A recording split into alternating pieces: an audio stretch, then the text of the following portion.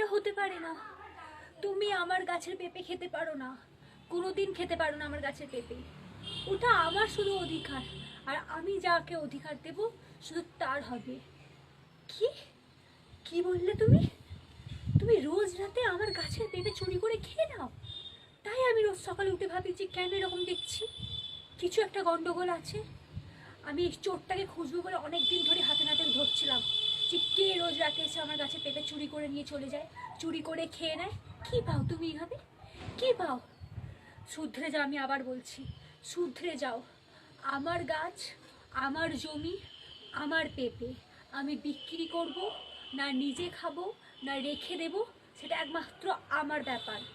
তুমি আমার অধিকার ছাড়া আমার গাছের দিকে তাকাবেও না, বুঝতে পেরেছো?